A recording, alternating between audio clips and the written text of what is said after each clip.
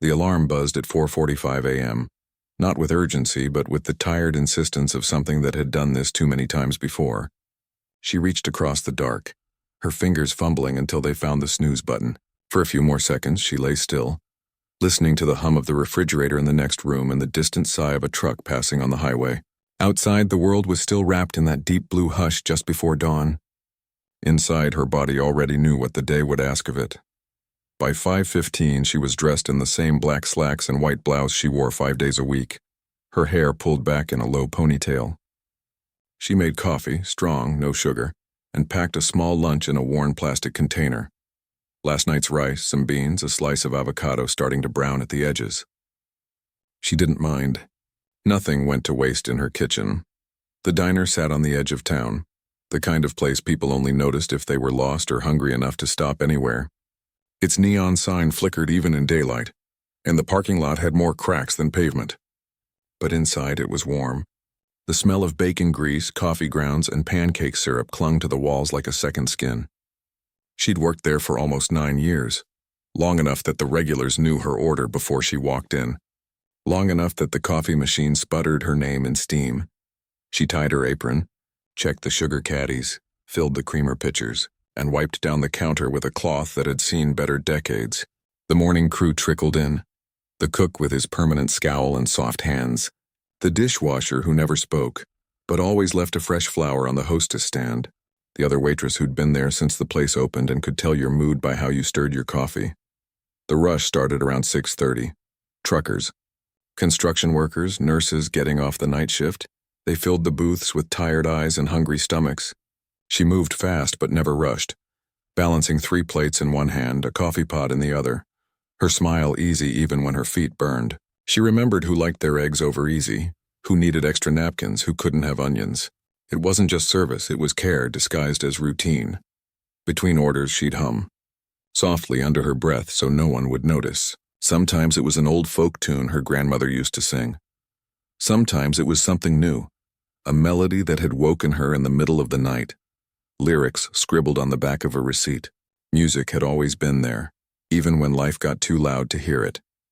She'd grown up in a house where the radio was always on, country in the morning, soul in the afternoon, jazz late at night.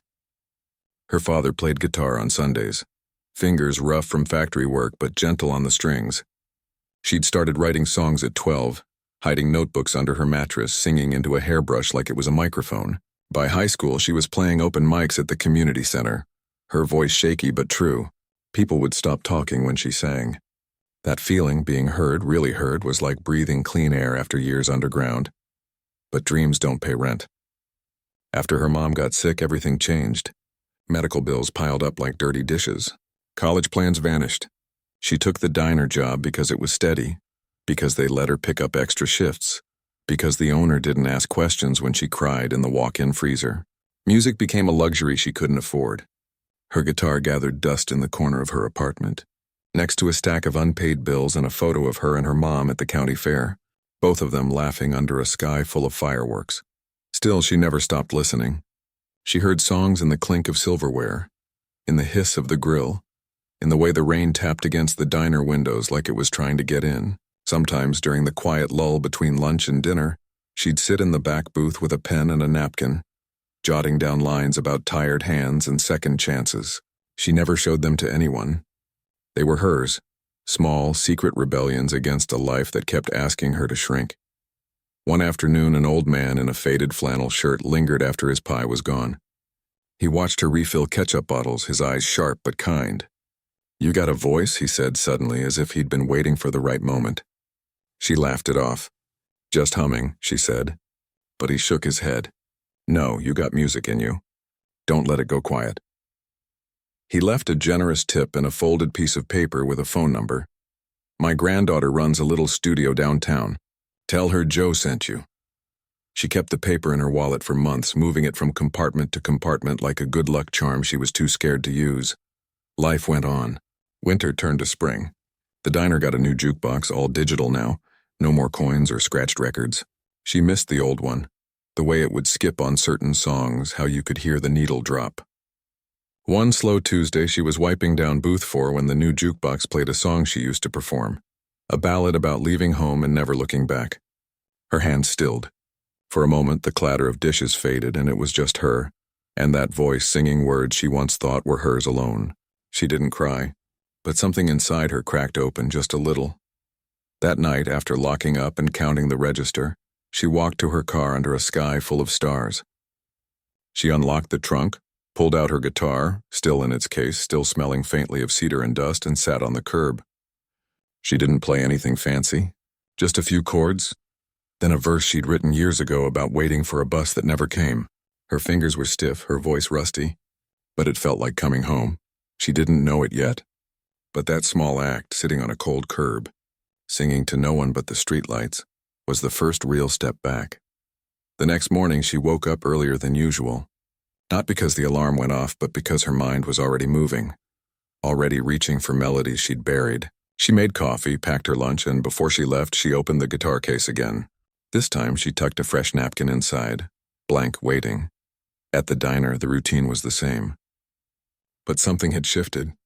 When she hummed now, it wasn't just background noise, it was a promise. To herself, to the girl who used to believe her voice mattered, to the woman who still served coffee with steady hands but dreamed in verses. She didn't know where it would lead. Maybe nowhere. Maybe just to a few more songs scribbled on napkins, a few more nights on the curb. But for the first time in years, the silence didn't feel so heavy. Because now, even in the clatter of plates and the drone of the coffee machine, there was music, quiet, persistent, and hers, and sometimes that was enough. Rain drummed against the diner's roof like it had somewhere urgent to be. It was the kind of Tuesday that felt longer than most. Gray skies, slow traffic, and a kitchen that smelled more like wet mop than breakfast.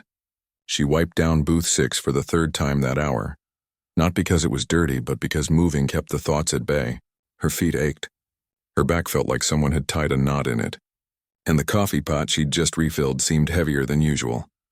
Then the bell above the door jingled. A man walked in, shoulders hunched against the downpour, his suit jacket soaked through at the elbows. He looked like he'd been arguing with the world all morning, and losing. He dropped into booth 6 without looking up, tossed his briefcase onto the seat beside him, and ran a hand through his damp hair. "Black coffee. Strong," he said, voice rough like he hadn't used it in hours. She nodded, poured, and set the mug down without a word. Some customers wanted chatter. He wasn't one of them. She moved on to refill the syrup bottles, but kept an eye on him in the reflection of the stainless steel counter. He stared out the window, tapping his fingers on the table, restless, distracted. After a few minutes, he pulled out a phone, scrolled, sighed, and shoved it back into his pocket. He took one sip of coffee, then pushed the mug away like it had disappointed him. 10 minutes later, he stood abruptly, left a $5 bill on the table, more than enough for the coffee, and walked out without a backward glance.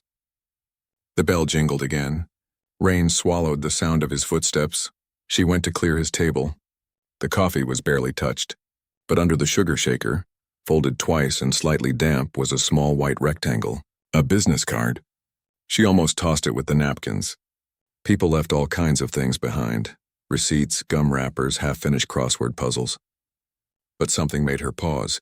Maybe it was the way he'd placed it so deliberately, or maybe it was just boredom. She unfolded it. The print was smudged from the rain, but she could still read it. Leo Varga, session producer and talent scout. Below that, a phone number and an email. In the corner, in faint pencil, someone had written, "If you ever sing again, call me." Her stomach dropped. She looked around, as if he might be watching from the parking lot. But the street was empty except for a delivery van idling at the curb. She tucked the card into her apron pocket and tried to forget about it. Tried to focus on the lunch rush, on the new order for 3 eggs over medium and wheat toast, on the fact that the milk dispenser was making that weird gurgling noise again. But the card burned in her pocket like a secret. That night, after closing, she sat on her apartment floor with the card in one hand and her guitar in the other. She hadn't played in front of anyone in years, not since the open mic night where her voice cracked on the high note and someone in the back laughed. Not since the band she'd joined promised studio time but vanished after 2 rehearsals. Not since she decided that maybe music wasn't for people like her, people who worked double shifts and paid bills in installments. But this felt different, not like a promise exactly, more like a question. She stared at the card for a long time. Then on a whim so sudden it startled her, she picked up her phone and sent a text. "You left this at the diner. I'm the waitress who hums." She didn't expect a reply. She figured he'd forgotten already, swept up in flights and meetings and real musicians with real careers. But 10 minutes later, her phone buzzed. "Send me a voice memo. Just you and your guitar. No production. No filters, raw." Her hands shook. She almost deleted the message. But then she remembered the old man in the flannel shirt. Don't let it go quiet. She took a deep breath, propped her phone on the coffee table, and strummed a few chords to warm up. Her fingers fumbled at first. The G-string was slightly out of tune. She didn't fix it. She just started singing. The song was one she'd written years ago about working the night shift and watching the sunrise through a greasy window, wondering if anyone out there was dreaming of you. Her voice wavered in places. She missed a lyric. But she didn't stop. She sang like no one was listening because, as far as she knew, no one was. When she finished, the room felt different. Lighter somehow. She hit send before she could change her mind. Silence. She made tea, washed a few dishes, tried to read, but her eyes kept drifting to the phone. An hour later, it buzzed again. That's real. That's rare. Are you free next Thursday? There's a songwriter showcase downtown. Last-minute cancellation. You'd be on at 8:15, no pay, but people will be there, real people. Not just friends and family. Her heart hammered. Thursday was her day off. She could do it. But the thought of standing on a stage again, of all those eyes on her, made her stomach twist. She didn't reply right away. She slept on it, dreamed of microphones and empty chairs, woke up sweating. By noon the next day, she still hadn't answered. She was refilling ketchup bottles when her manager walked by and said, "You've been quiet today. Everything okay?" She almost told him. Almost said, "I might sing somewhere next week." But the words stuck in her throat. What if she failed? What if she embarrassed herself? What if this was just another dead end? That evening, she called the number on the card instead of texting. A man answered on the second ring. "Yeah, it's the waitress," she said, a pause. Then, "I know. I've never done anything like this before," she admitted. "Not in years." "I know that too," he said, voice softer now. "But your voice, it's got truth in it.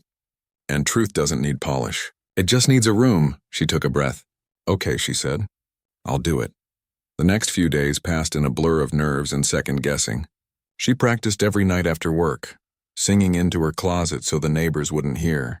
She picked out her outfit 3 times, finally settling on dark jeans, a simple blouse, and the silver locket her mom gave her on her 16th birthday. She didn't tell anyone at the diner, not because she was ashamed, but because she didn't want to explain if it didn't work out. Thursday arrived cloudy and cool. She clocked out early, took a long shower, and tried to calm the flutter in her chest. Her hands wouldn't stop trembling as she packed her guitar into its case.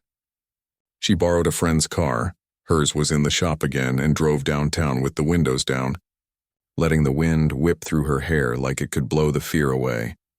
The venue was smaller than she expected, a cozy cafe with mismatched chairs and fairy lights strung across the ceiling.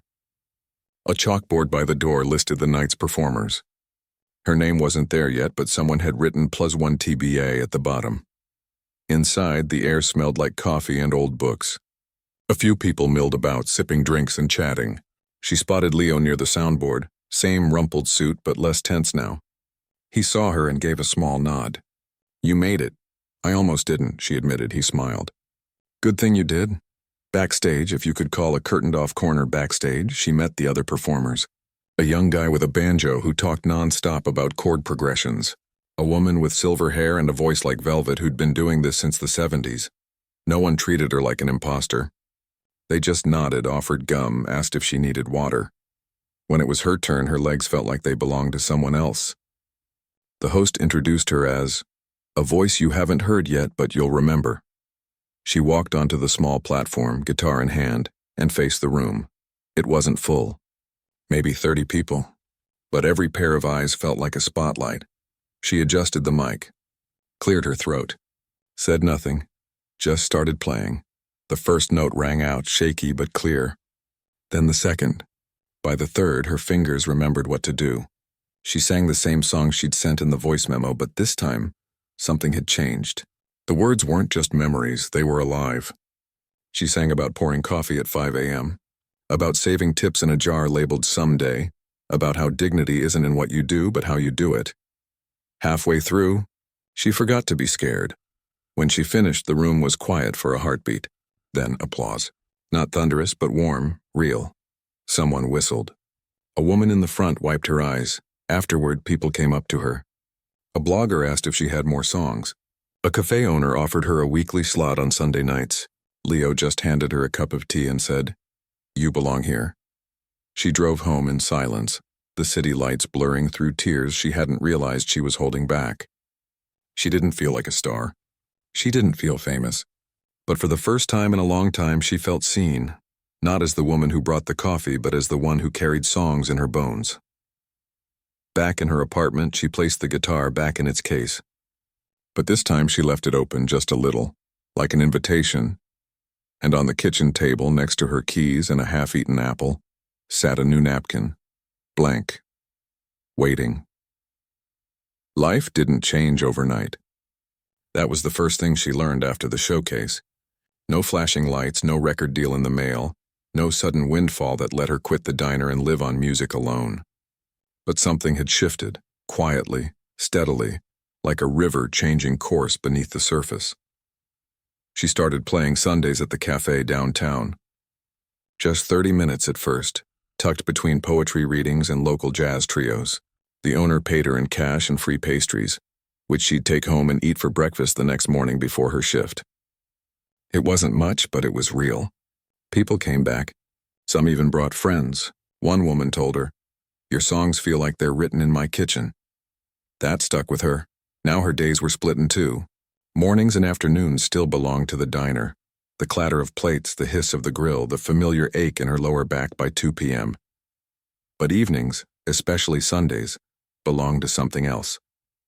To chords strummed under soft lights, to lyrics that had spent years folded in napkins, finally finding air.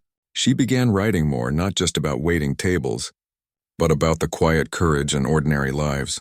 The single dad who always ordered extra pancakes for his kids. The retired teacher who came in every Thursday just to read the paper. The way the sunrise looked through the diner's fogged-up windows after a long night shift. Her guitar came out of the closet and found a permanent spot by the couch. She practiced during lunch breaks, sitting in her car with the windows cracked, fingers moving over strings while she hummed new melodies. Sometimes, if the diner was slow, she'd slip into the storage room and run through a verse under her breath, just to keep the rhythm alive. But juggling both worlds wasn't easy. Her body was tired all the time.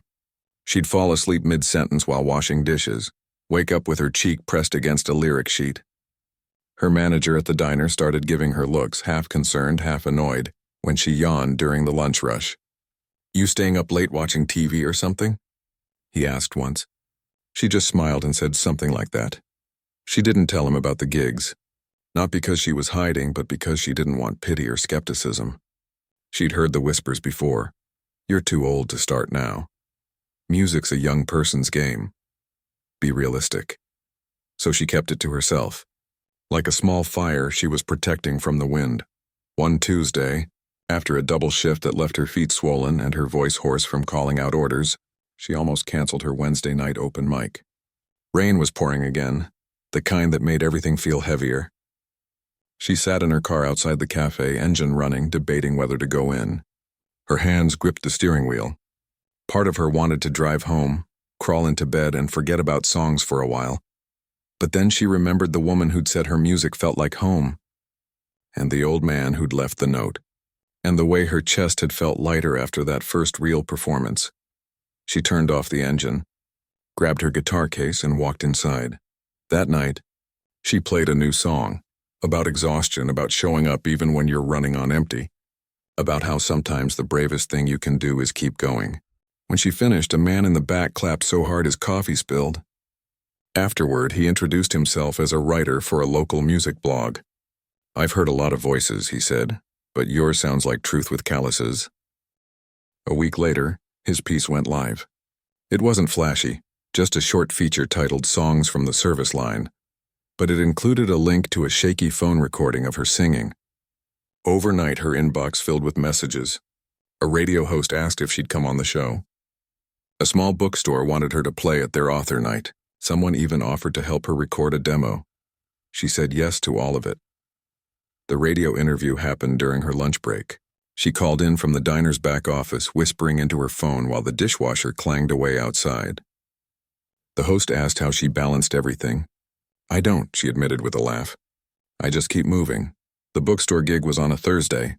She took a half day off, her first unpaid leave in years. Standing in front of shelves filled with stories, she sang songs that felt like they belonged there too. Afterward, a teenager approached her, eyes wide. "I work at a coffee shop," she said. "I write poems on receipts. Do you think maybe I could do this too?" She hugged the girl and said, "If I can, you definitely can." Each small win built on the last. Not fame, never that, but something more valuable. Belief. Not just from others, but from herself. Still, the strain showed. Her roommate started leaving passive-aggressive notes about late-night noise. One morning, she burned a customer's toast because she'd been up until 2 a.m. rewriting a chorus. Her tips dipped slightly. She wasn't as sharp, not as present. Guilt gnawed at her. Was she being selfish? Was she risking the one stable thing she had for a dream that might never pay rent? The breaking point came during a Friday dinner rush. She was carrying a tray of hot plates when her phone buzzed in her apron pocket. It was the cafe owner confirming next Sunday's set. She fumbled the tray. Eggs slid off a plate. Gravy splattered across the floor. Her manager stormed over, face red. "What is going on with you?" he snapped. "You're distracted. You're making mistakes. If this is about that singing thing, just pick one." She stood there, apron-stained, heart pounding. For a second, she wanted to quit, to walk out, never look back, throw everything into music. But then she thought of her rent, her car payment, the medical bills that still haunted her like ghosts. "I'll do better," she said quietly. That night, after closing, she sat in the parking lot and cried, not from sadness, but from the sheer weight of trying to hold two lives together. She loved both. The diner had kept her afloat when nothing else would. Music had kept her soul from drying up. She didn't want to choose. The next morning, she arrived early and cleaned the whole counter without being asked. She apologized to her manager. She focused, really focused, on every order, every refill, every smile. And that evening, she wrote a new song called 2 Lives, 1 Heart. Then came the elderly woman. She'd been a regular for years, always alone, always in booth 3, always ordering the same thing. Turkey club, side of coleslaw, iced tea with lemon. She never said much, just nodded when her food arrived and left a generous tip, folded neatly under her plate. One slow afternoon, as she was clearing the booth, the woman reached out and touched her wrist. "You've been different lately," she said, voice soft but clear. "Lighter. Like you're remembering who you are," she blinked, surprised. "I've just been busy," the woman smiled. "I've watched you for years. You treat everyone like they matter. Even when you're tired. Even when no one's looking." She paused, then slid a folded note across the table. "Don't forget that your music matters too." After she left, she opened the note. Inside was a $20 bill and a sentence written in careful cursive. "You're not just serving food. You're serving courage." She kept that note pinned to her fridge. A few days later, the local radio station played her song during their homegrown hour. She heard it while wiping down the counter. The DJ said, "This one's for everyone working a job they didn't plan on, but doing it with grace while chasing something more." She didn't cry, but her hands stilled for a moment, and the diner seemed to hold its breath with her. By the end of the month, she'd saved enough tips to buy a better microphone. She recorded 3 songs in Leo's tiny home studio, just her voice, her guitar, and the hum of the city outside. He didn't add drums or strings. "Your story doesn't need dressing up," he said. When she listened back, she finally recognized herself, not just the waitress, not just the dreamer, but the whole messy, determined person in between. She still woke up at 4:45 a.m., still tied on the same apron, still poured coffee with steady hands. But now when she hummed between orders, it wasn't just a habit. It was a promise she was keeping. To the girl who wrote songs on napkins, to the woman who showed up even when it hurt, to the future that was slowly, stubbornly becoming real. And for the first time, the two halves of her life didn't feel like a tug of war. They felt like harmony. The invitation arrived on a Tuesday, slipped between bills and grocery store flyers. A regional music festival, small but respected, wanted her to perform. Not in a side tent or during the lunch lull, but on the main stage under real lights with a proper sound system and a scheduled slot just after sunset. Her hands shook as she read the email again, then a third time as if the words might vanish if she blinked. It felt like a door swinging wide open, but doors need space to swing, and hers was already crowded with coffee pots, order pads, and the ever-present ache in her feet. She showed the email to Leo over lukewarm tea at the cafe where she now played every other Sunday. He didn't cheer or clap. He just nodded slowly and said, "This is it. The kind of moment people spend years chasing. Don't let fear talk you out of it." "But I've never played for more than 50 people," she said, voice low. "What if I freeze? What if I'm not ready?" "Nobody's ever ready," he replied. "You just show up and mean it." She took the day off from the diner, the first full paid day off she'd requested in over 2 years. Her manager frowned when she asked, but didn't argue. Maybe he'd seen the change in her, the quiet fire that had replaced the exhaustion, or maybe he just knew she wouldn't back down. The morning of the festival, she woke before dawn, not from an alarm, but from a flutter in her chest that wouldn't settle. She made coffee, fed the neighbor's cat, she'd agreed to watch it while they were out of town, and laid out her clothes the night before. Dark jeans, a soft blouse the color of twilight, and the silver locket she always wore when she played. Before she left, she walked to the diner not to work but to say thank you. The early crew was already there, the cook flipping pancakes, the dishwasher humming along to the radio, the other waitress pouring coffee with the ease of someone who'd done it 1,000 mornings. They'd heard about the festival. Word traveled fast in a place like that. As she stepped inside, something unexpected happened. The cook turned off the grill. The radio went quiet, and from behind the counter, the other waitress held up a small cake with slightly lopsided frosting. On top, in blue icing, it read, "Sing loud." Then, with a grin, she placed a silver tray on the counter, polished to a shine, the kind they used for special orders. Engraved along the rim in careful script were the words, "For the voice that served us all." She didn't know what to say. Her throat tightened. She touched the tray like it might disappear. I don't know what to— "You earned this," the cook said simply. "Now go make 'em listen." She carried that tray to her car like it was sacred, not because of the metal, but because of what it meant. They saw her. Not just as someone who cleared plates, but as someone who'd carried music through the grind, who'd kept singing even when no one was paying attention. The festival grounds buzzed with energy. Vendors setting up booths, sound techs testing mics, musicians tuning instruments under strings of lights. She found her green room, a folding table under a canopy with a cooler of water bottles, and tried to breathe. Backstage smelled like sunscreen, guitar polish, and nervous sweat. She watched other performers come and go, some polished, some raw, all trying to hold on to their nerve. Her hands wouldn't stop trembling. She ran through her set list in her head, 5 songs. 3 about the diner, 1 about her mom, 1 brand new, written just last week, about standing at the edge of something big and not looking down.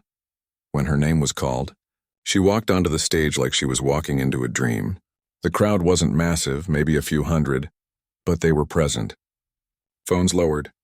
Conversations paused. Eyes turned toward her. She adjusted the mic, took a breath, and began. The first song was the one about sunrise through greasy windows. Her voice cracked on the second line, but she didn't stop.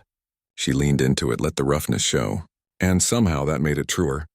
By the third verse, the crowd was with her, swaying slightly, listening like they were hearing their own stories sung back to them. She played the song about her mom next, the one with the line, "You taught me how to love with tired hands." A few people wiped their eyes. She didn't look away. She let them feel it. Halfway through her set, something shifted inside her. The fear didn't vanish, it just got smaller, quieter, like a whisper in a room full of voices. She wasn't performing for approval anymore. She was sharing, and that made all the difference. When she finished her last song, a quiet anthem about second chances and silver trays, the applause rolled over her like warm rain. Not deafening, but deep, real. Someone shouted, "Thank you," like she'd given them something precious. Backstage, a woman in a blazer introduced herself as a rep from a small indie label. "We don't do big advances," she said honestly, "but we believe in artists who write from the bone." We'd like to help you record a proper EP. Pay you fairly. Get your music where it belongs. It wasn't a mansion or a tour bus. It was stability. A chance to keep going without choosing between rent and rehearsal. She said yes. That night, she didn't go straight home. She drove to the diner, closed and dark, and sat in the parking lot for a long time. She thought about all the nights she'd cried in her car after a bad shift, all the songs she'd almost thrown away, all the times she'd told herself it was too late. Now she had a recording contract, a growing audience, a stage that had welcomed her exactly as she was, but she also had a home in that diner. The smell of coffee, the rhythm of the rush, the faces that had watched her grow without ever asking her to be anything but herself. A week later, she returned to work. Same apron, same booth, 3 regulars, same coffee pot that hissed like it had opinions. But something had changed. She wasn't there out of desperation anymore. She was there out of loyalty. Out of love, she still played gigs, more now with better pay and real sound checks. She cut back to 3 shifts a week, enough to cover basics while she recorded. Her songs started appearing on curated playlists. A college radio station named one song of the week. None of it felt like fame. It felt like belonging. One evening after a show at a bookstore, a young woman waited by the door. She worked at a sandwich shop, she said, and wrote poems on napkins between orders. Is it really possible? She asked, voice barely above a whisper. To keep your day job and still be an artist? She smiled. It's not easy, but it's honest. And honesty sings louder than perfection. She didn't know what came next, maybe more festivals, maybe a small tour, maybe just more songs shared in quiet rooms. But for the first time, the future didn't feel like a cliff. It felt like a path she was walking, one step at a time, with calloused feet and a heart finally unafraid to beat out loud. And every time she tied on her apron or strummed her guitar, she remembered. She wasn't choosing between 2 lives. She was weaving them together, thread by thread, into something whole. The morning after the festival, she woke to silence, not the heavy kind that comes from exhaustion, but the soft, open kind that follows something meaningful. Sunlight spilled through the blinds, painting stripes across the floor. Her guitar leaned against the wall, still in its case but unzipped like it was breathing. On the kitchen table sat a coffee mug, half full from the night before, and beside it a printed email from the indie label. Let's make your record. She didn't jump up, didn't scream or dance. She just sat on the edge of her bed and let it sink in. This wasn't luck. It wasn't a fluke. It was the slow, stubborn result of showing up, both on stage and at the diner when no one was watching. Recording began 2 weeks later, in a converted garage studio on the edge of the city. No fancy lights, no producers shouting through headsets. Just a sound engineer with kind eyes, a couple of mics, and a room that smelled like old wood and coffee. She played her songs live, just like she always had. No auto-tune, no overdubs to hide the cracks. When her voice wavered on a high note, they kept it. That's where the truth lives, the engineer said. The EP took shape over weekends and late nights pieced together between diner shifts and sound checks. She named it Silver Trays, not as a nod to the past, but as a tribute to the dignity in everyday work. The cover photo was simple. Her hands, one holding a coffee pot, the other resting on guitar strings. No glamour, just real. When it dropped online, she didn't check the numbers right away. She was too busy refilling ketchup bottles and remembering that the guy in booth 2 liked his eggs scrambled soft. But by lunchtime, her phone buzzed nonstop. A local paper called it a love letter to the unseen. A college radio station played the whole thing straight through. Strangers sent messages. Your song got me through my shift. I cried in the break room listening to this. You sound like my life. That was the gift she hadn't expected. Not fame, but connection. Her music wasn't about escaping the ordinary. It was about honoring it, and people felt seen. The label offered her a small tour. Just 5 cities, house concerts, and intimate venues, places where people came to listen, not just to be entertained. She said yes, but with one condition. She'd only go if she could keep her diner job, at least part-time. They agreed. Your story is your strength, they told her. Don't lose it. So she carved out a new rhythm. 3 days a week at the diner, 2 days writing, rehearsing, or traveling. Sundays still belonged to the cafe downtown, though now the room was often full. people spilling out onto the sidewalk just to hear a song through the open door. She didn't dress differently, didn't change how she spoke. She still packed leftovers in the same plastic container, still wore the same worn sneakers after her shift. The only difference was the quiet confidence in her step, the kind that comes not from being chosen, but from choosing yourself again and again. One afternoon, as she wiped down the counter, a new customer sat in booth 4, young, nervous, fiddling with a notebook. When she brought the coffee, he looked up. "Are you the singer?" he asked, voice hushed like he was afraid to break the spell. She smiled. "I'm the waitress who sings," he nodded fast. "I work at a hardware store. I write songs on receipt paper." My coworkers laugh. "They say I should stick to wrenches." He paused. "But then I heard your music. And I thought, maybe it's okay to do both." She didn't give him a pep talk. She just said, "Bring your receipt songs by next Sunday. We've got an open mic. And the coffee's on me." He came. And he played. And someone else in the crowd probably went home that night thinking, maybe me too. That was how it spread, not in headlines, but in whispers. In kitchens and break rooms and bus stops, in the quiet courage of people who kept their dreams alive while paying their bills. Months passed. Seasons turned. Her EP got picked up by a few streaming playlists. She was invited to play a benefit concert for healthcare workers, people who, like her, showed up day after day, often unseen. She sang a new song that night, written after a conversation with a nurse who'd worked through the worst of the pandemic. The lyrics were simple. "You don't need a spotlight to be light." After the show, an older woman approached her, eyes glistening. "I used to sing," she said. "Gave it up when I had kids. Thought I'd missed my chance." She squeezed her hand. "You remind me it's never too late to come back to yourself."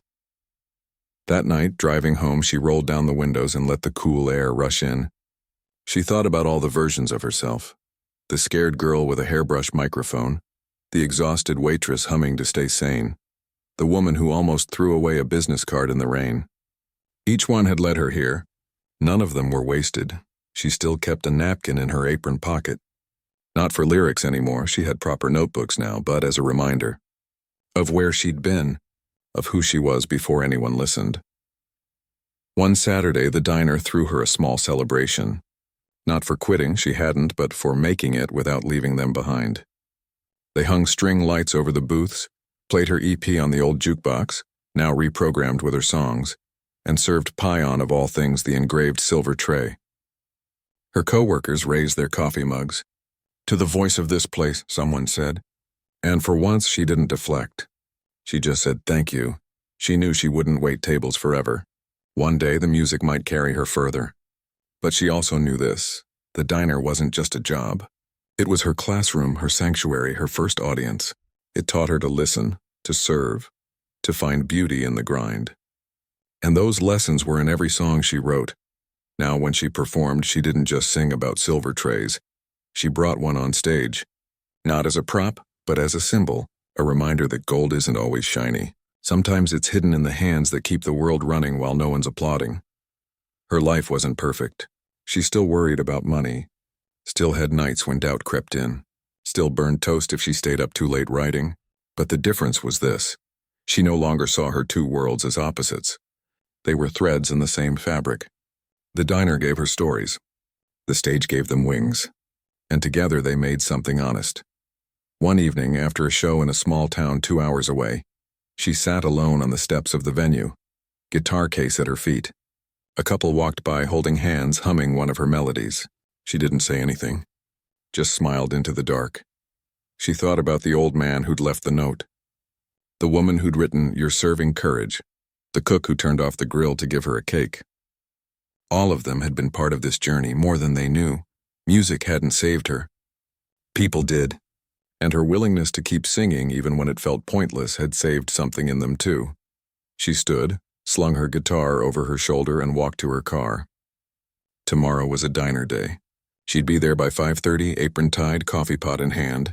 And later that night, maybe, she'd sit on her porch and write a new song about headlights on wet pavement, about gratitude that doesn't need words, about how sometimes the most golden music comes from the quietest places. And she'd keep singing it, not for fame, not for escape, but because it was hers, and because somewhere someone needed to hear it.